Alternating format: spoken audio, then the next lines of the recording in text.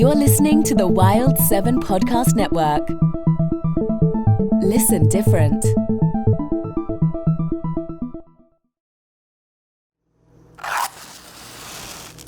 Oh, for a muse of fire that would ascend.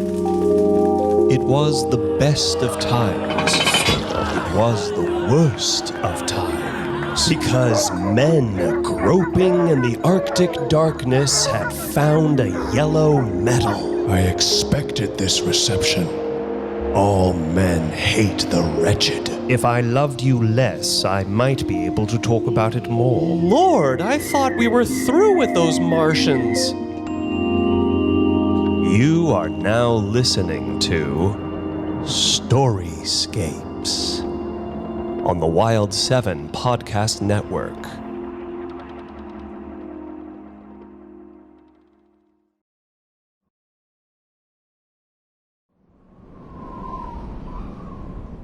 A Passion in the Desert by Honoré de Balzac, performed by Alex Rogers. You think that beasts are wholly without passions? Quite the reverse. We can communicate to them all the vices arising in our own state of civilization. During the expedition in Upper Egypt, under General Dizet, a Provençal soldier fell into the hands of the Moghrabins and was taken by these Arabs into the deserts beyond the falls of the Nile. In order to place a sufficient distance between themselves and the French army, the Moghrabins made forced marches and only halted when night was upon them. They camped round a well, overshadowed by palm trees under which they had previously concealed a store of provisions.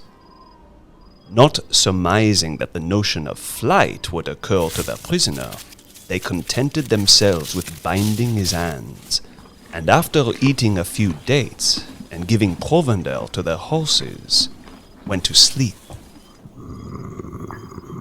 When the brave Provençal saw that his enemies were no longer watching him, he made use of his teeth to steal a scimitar, fixed the blade between his knees, and cut the cords which prevented him from using his hands.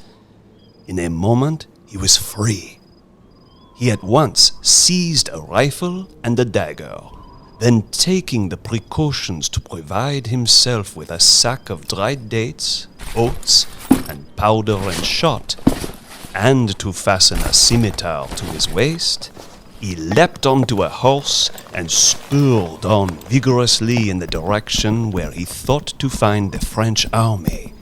So impatient was he to see a bivouac again that he pressed on the already tired courser at such a speed that its flanks were lacerated with his spurs, and at last the poor animal died, leaving the Frenchman alone in the desert.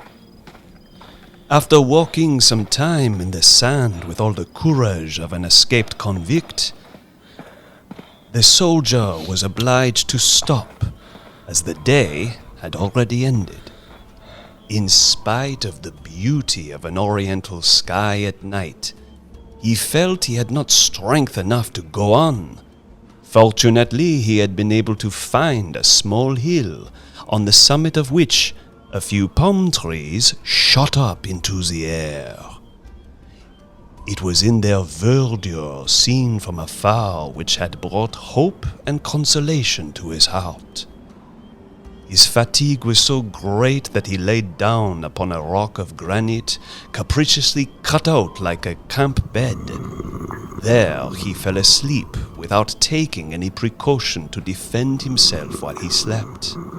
He had made the sacrifice of his life. His last thought was one of regret. He repented having left the Moghrabins, whose nomadic life seemed to smile upon him now that he was far away from them and without help. He was awakened by the sun, whose pitiless rays fell with all their force on the granite and produced an intolerable heat.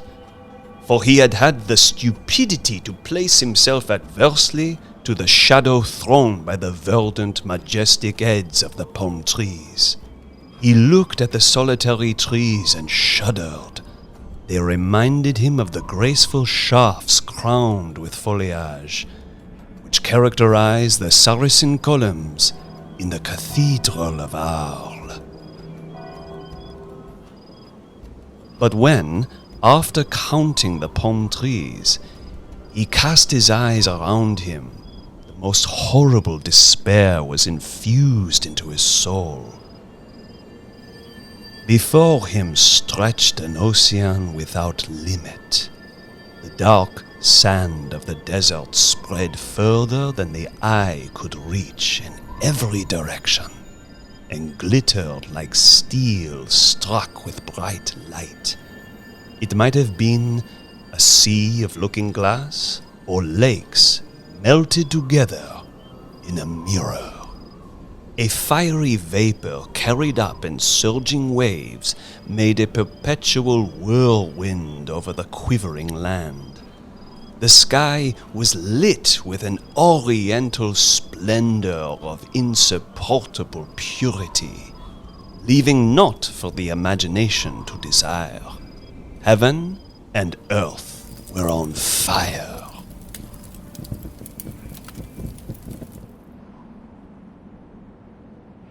The silence was awful in its wild and terrible majesty. Infinity, immensity, closed in upon the soul from every side. Not a cloud in the sky, not a breath in the air, not a flaw on the bosom of the sand, ever moving in diminutive waves. The horizon ended as at sea on a clear day, with one line of light, definite as the cut of a sword.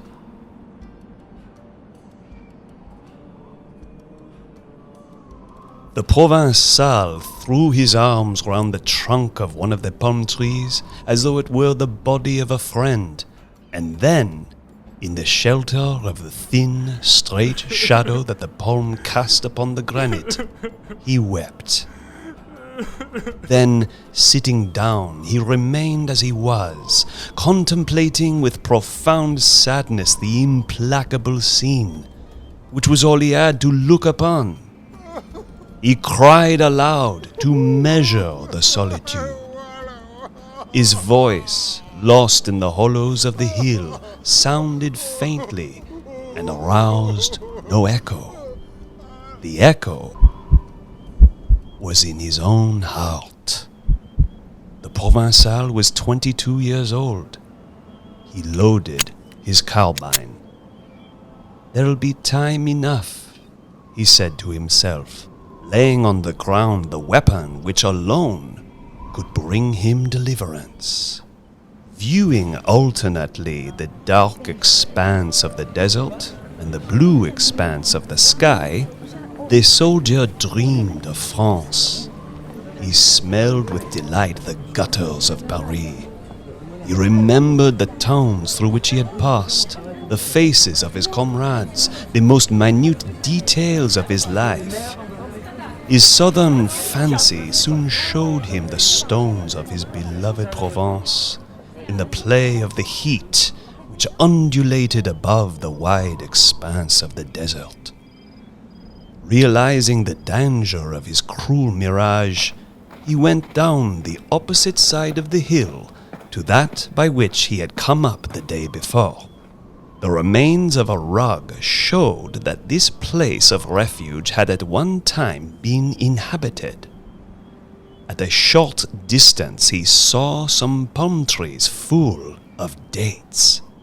Then the instinct which binds us to life awoke again in his heart.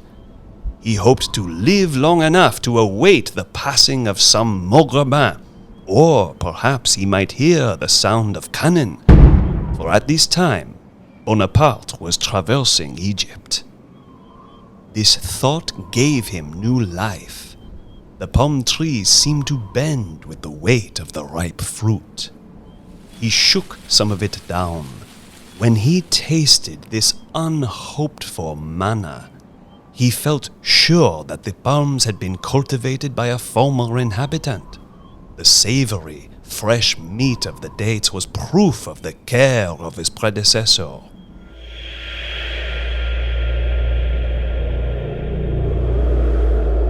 He passed suddenly from dark despair to an almost insane joy.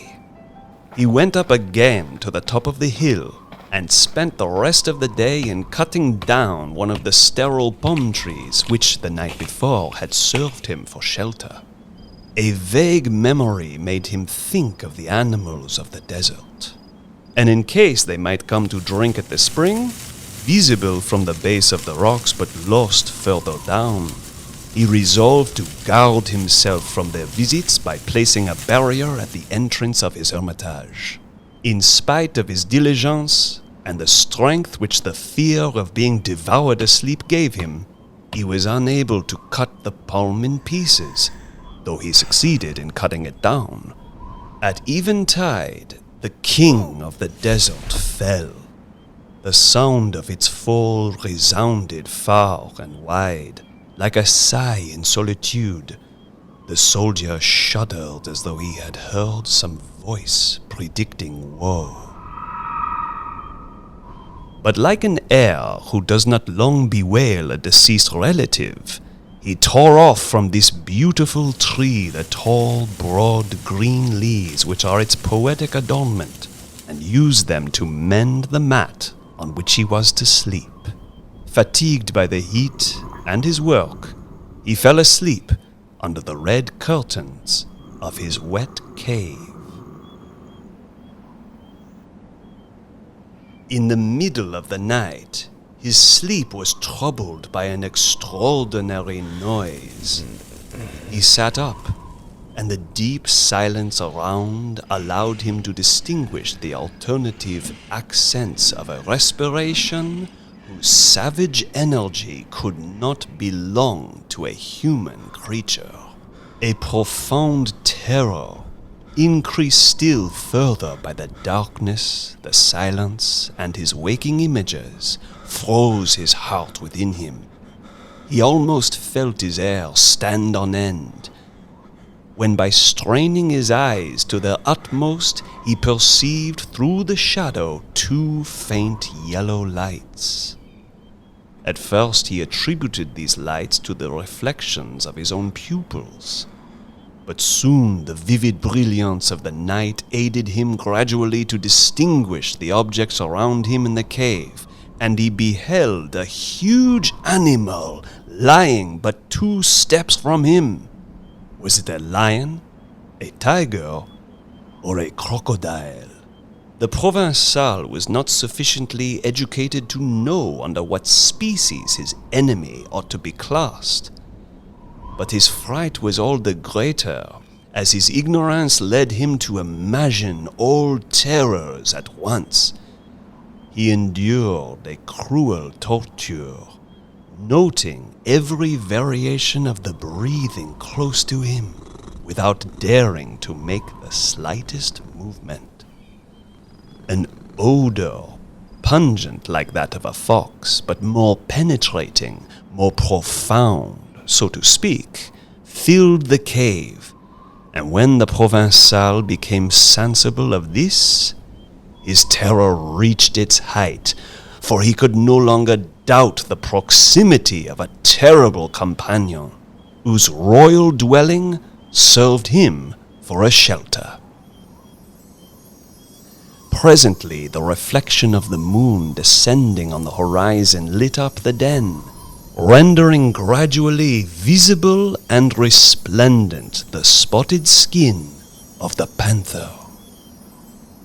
This lion of Egypt slept, curled up like a big dog, the peaceful possessor of a sumptuous niche at the gate of an hotel. Its eyes opened for a moment and closed again. Its face was turned toward the man, 1,000 confused thoughts passed through the Frenchman's mind. First, he thought of killing it with a bullet from his gun. But he saw there was not enough distance between them for him to take proper aim. The shot would miss the mark, and if it were to wake, the thought made his limbs rigid. He listened to his own heart beating in the midst of the silence, and cursed the two violent pulsations which the flow of blood brought on, fearing to disturb the sleep which allowed him time to think of some means of escape. Twice he placed his hand on his scimitar, intending to cut off the head of his enemy. But the difficulty of cutting the stiff, short hair compelled him to abandon this daring project. To miss would be to die, for certain, he thought. He preferred the chances of fair fight, and made up his mind to wait till morning. The morning did not leave him long to wait. He could now examine the panther at ease. Its muzzle was smeared with blood.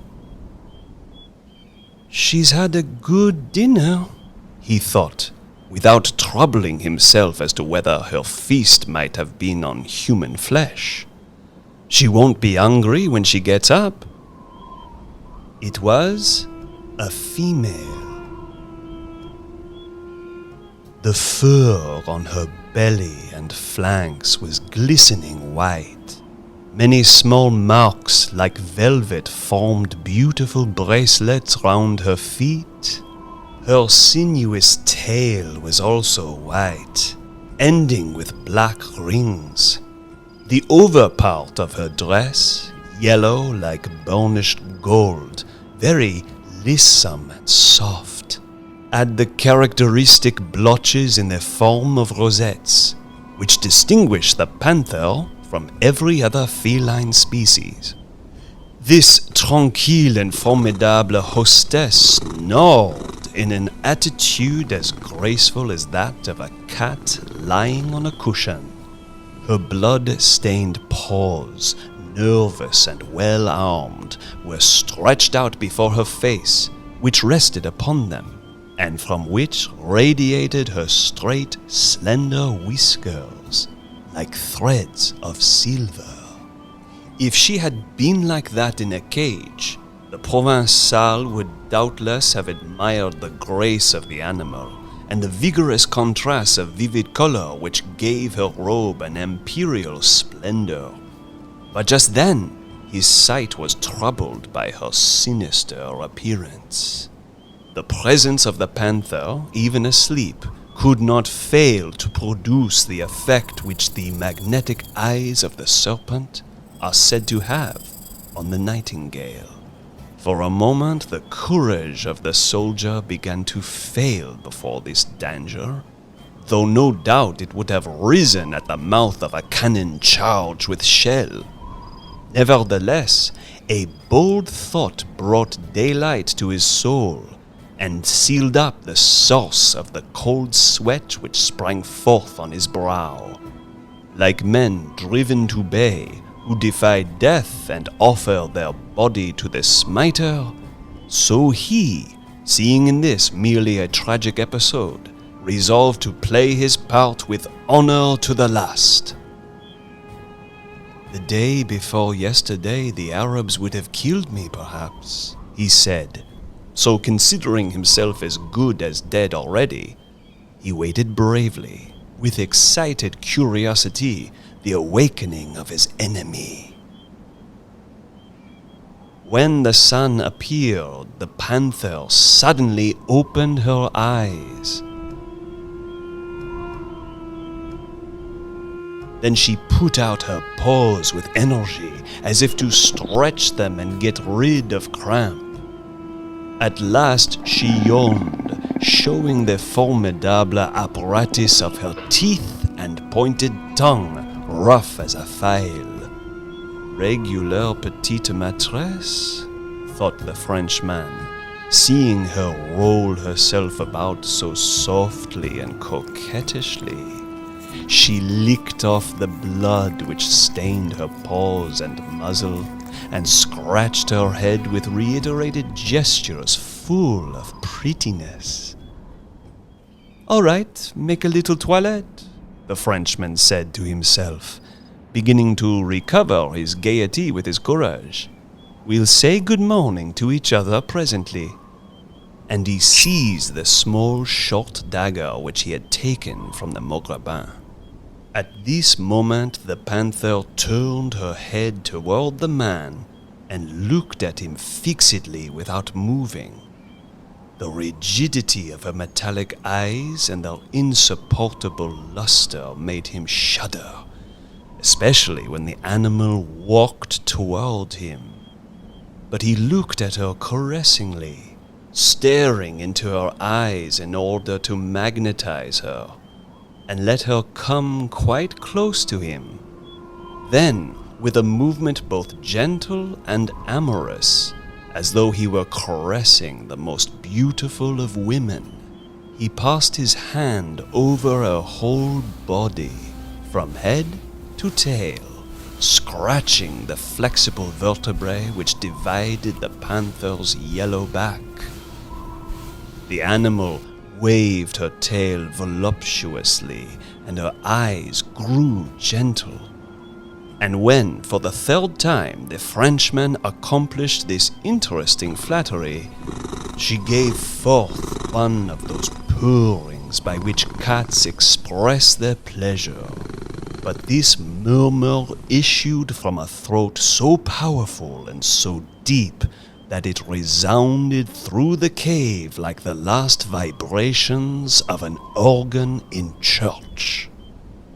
The man, understanding the importance of his caresses, redoubled them in such a way as to surprise and stupefy his imperious courtesan. When he felt sure of having extinguished the ferocity of his capricious companion, whose hunger had so fortunately been satisfied the day before, he got up to go out of the cave.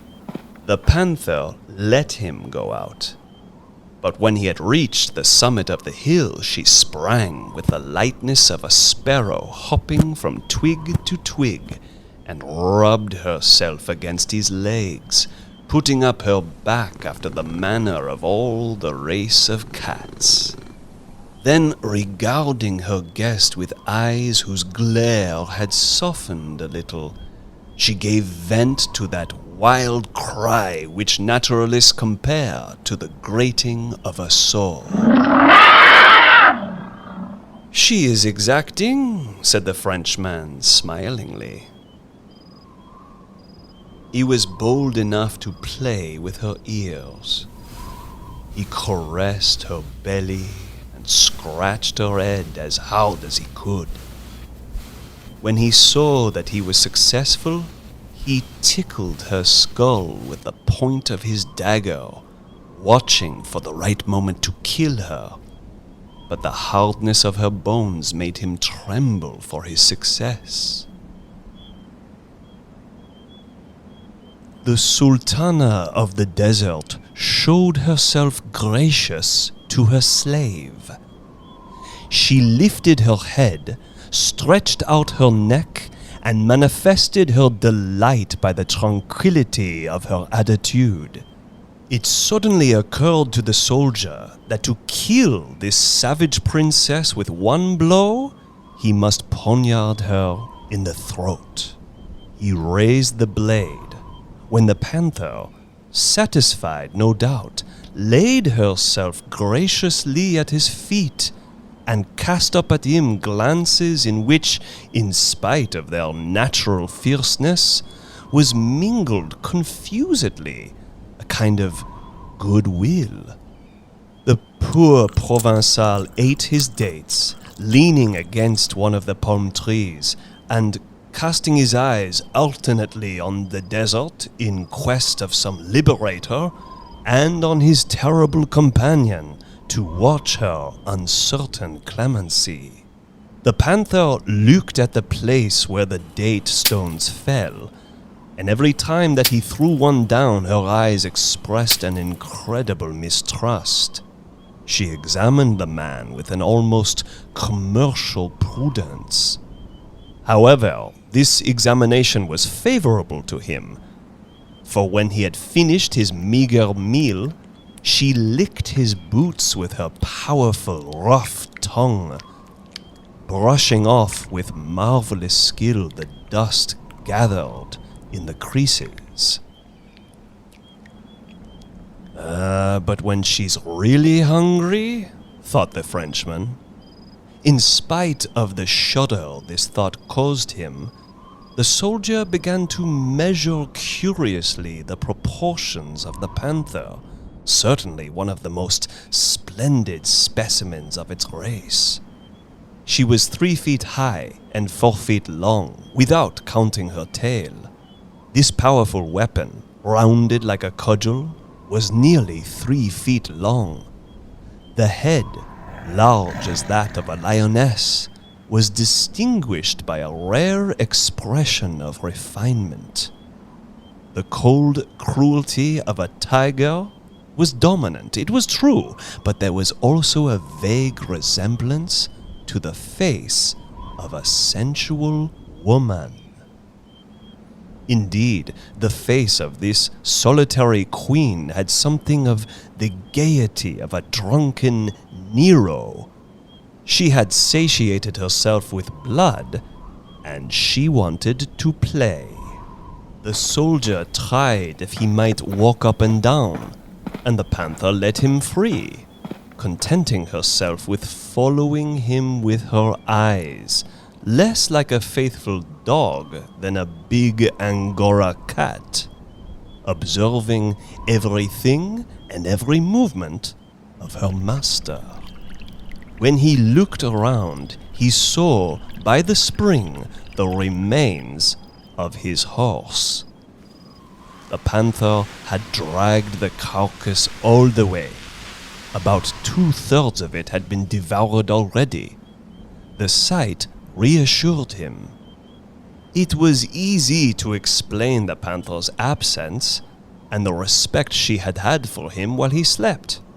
The first piece of good luck emboldened him to tempt the future, and he conceived the wild hope of continuing on good terms with the panther during the entire day, neglecting no means of taming her and remaining in her good graces. He returned to her and had the unspeakable joy of seeing her wag her tail with an almost imperceptible movement at his approach. He sat down then, without fear, by her side, and they began to play together. He took her paws and muzzle, pulled her ears, rolled her over on her back, stroked her warm, delicate flanks. She let him do whatever he liked, and when he began to stroke the hair on her feet, she drew her claws in carefully. The man, keeping the dagger in one hand, thought to plunge it into the belly of the too confiding panther, but he was afraid that he would be immediately strangled in her last convulsive struggle. Besides, he felt in his heart a sort of remorse, which bid him respect a creature that had done him no harm. He seemed to have found a friend in a boundless desert. Half unconsciously, he thought of his first sweetheart, whom he had nicknamed Mignonne, by way of contrast, because she was so atrociously jealous that all the time of their love he was in fear of the knife with which she had always threatened him. This memory of his early days suggested to him the idea of making the young panther answer to this name, now that he had begun to admire with less terror her swiftness, suppleness, and softness. Toward the end of the day, he had familiarized himself with this perilous position. He now almost liked the painfulness of it. At last, his companion had got into the habit of looking up at him whenever he cried in a falsetto voice, "Mignon!" At the setting of the sun, Mignon gave, several times running, a profound melancholy cry. "She's been well brought up," said the light-hearted soldier. "She says her prayers." But this mental joke only occurred to him when he noticed what a pacific attitude his companion remained in. "Come, ma petite blonde, I'll let you go to bed first," he said to her, counting on the activity of his own legs to run away as quickly as possible, directly she was asleep, and seek another shelter for the night. The soldier waited with impatience the hour of his flight, and when it had arrived, he walked vigorously in the direction of the Nile. But hardly had he made a quarter of a league in the sand when he heard the panther bounding after him, crying with that soul-like cry more dreadful even than the sound of her leaping. "Ah," he said, "then she's taken a fancy to me. She has never met anyone before, and it is really quite flattering to have her first love." That instant, the man fell into one of those movable quicksands so terrible to travelers and from which it is impossible to save oneself. Feeling himself caught, he gave a shriek of alarm. The panther seized him with her teeth by the collar and, springing vigorously backward, drew him as if by magic out of the whirling sand. "Ah, Mignon!" cried the soldier, caressing her enthusiastically. "We are bound together for life and death, but no jokes, mind." And he retraced his steps. From that time, the desert seemed inhabited.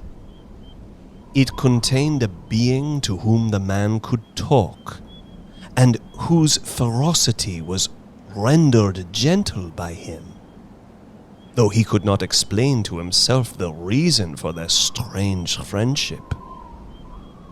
Great as was the soldier's desire to stay upon guard, he slept. On awakening, he could not find Mignon. He mounted the hill, and in the distance saw her springing toward him after the habit of these animals who cannot run on account of the extreme flexibility of the vertebral column. Mignon arrived, her jaws covered with blood. She received the wonted caress of her companion, showing with much purring how happy it made her. Her eyes, full of languor, turned still more gently than the day before toward the Provençal, who talked to her as one would to tame an animal. "Ah, mademoiselle, you are a nice girl, aren't you? Just look at that. So we like to be made much of, don't we? Aren't you ashamed of yourself?" She played like a dog with its master, letting herself be rolled over, knocked about, and stroked. Sometimes she herself would provoke the soldier, putting up a paw with a soliciting gesture. Some days passed in this manner. This companionship permitted the Provençal to appreciate the sublime beauty of the desert. Now that he had a living thing to think about, alternations of fear and quiet and plenty to eat, His mind became filled with contrast, and his life began to be diversified.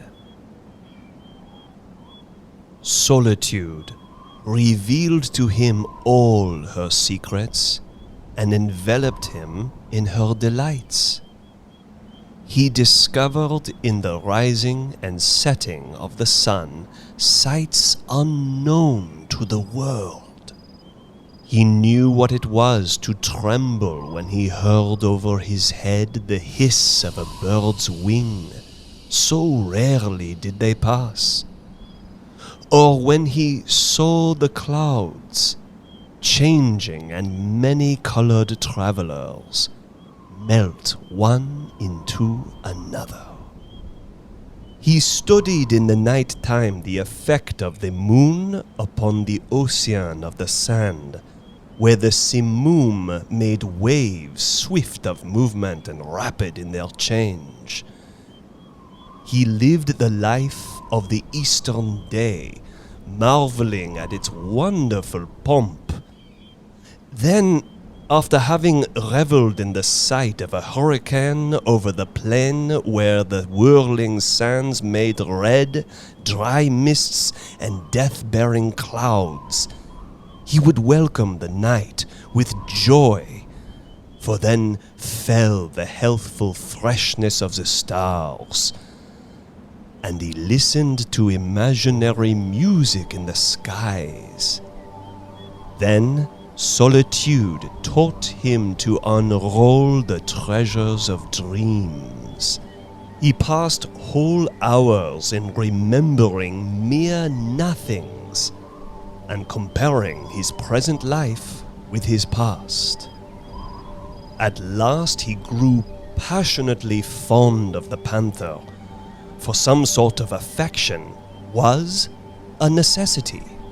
Whether it was that his will, powerfully projected, had modified the character of his companion, or whether because she found abundant food in her predatory excursions in the desert, she respected the man's life, he began to fear for it no longer, seeing her so well tamed. He devoted the greater part of his time to sleep, but he was obliged to watch like a spider in its web, that the moment of his deliverance might not escape him, if any one should pass the line marked by the horizon. He had sacrificed his shirt to make a flag with, which he hung at the top of a palm tree, whose foliage he had torn off. Taught by necessity, he found the means of keeping it spread out by fastening it with little sticks. For the wind might not be blowing at the moment when the passing traveler was looking through the desert. It was during the long hours when he had abandoned hope that he amused himself with the panther. He had come to learn the different inflections of her voice, the expressions of her eyes. He had studied the capricious patterns of all the rosettes which marked the gold of her robe. Mignon was not even angry when he took hold of the tuft at the end of her tail to count her rings, those graceful ornaments which glittered in the sun like jewelry. It gave him pleasure to contemplate the supple, fine outlines of her form, the whiteness of her belly, the graceful pose of her head. But it was especially when she was playing that he felt most pleasure in looking at her. The agility and youthful lightness of her movements were a continual surprise to him. He wondered at the supple way in which she jumped and climbed, washed herself and arranged her fur, crouched down and prepared to spring. However rapid her spring might be, however slippery the stone she was on, she would always stop short at the word mignon. One day, in a bright midday sun, an enormous bird coursed through the air. The man left his panther to look at his new guest, but after waiting a moment, the deserted sultana growled deeply. "My goodness, I do believe she's jealous," he cried, seeing her eyes become hard again. "The soul of Virginie has passed into her body. That's certain." The eagle disappeared into the air, while the soldier admired the curved contour of the panther. But there was such youth and grace in her form. She was as beautiful as a woman. The blonde fur of her robe mingled well with the delicate tints of faint white which marked her flanks. The profuse light cast down by the sun made this living gold. These russet markings to burn in a way to give them an indefinable attraction. The man and the panther looked at one another with a look full of meaning. The coquette quivered when she felt her friend stroke her head. Her eyes flashed like lightning. Then she shut them tightly. "She has a soul," he said, looking at the stillness of this queen of the sands, golden like them, white like them, solitary and burning like them. Their understanding ended as all great passions do end, by a misunderstanding.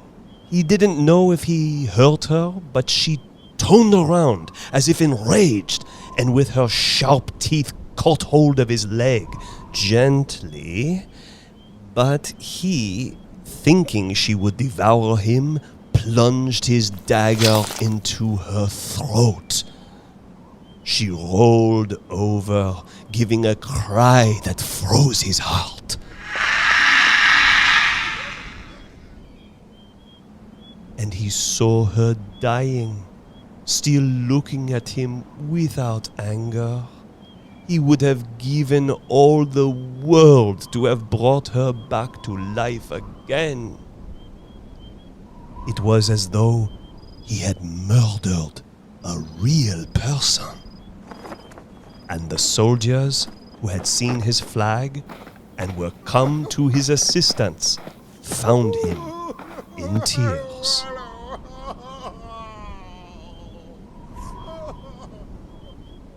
In the desert, you see, there is everything and nothing. It is God without mankind.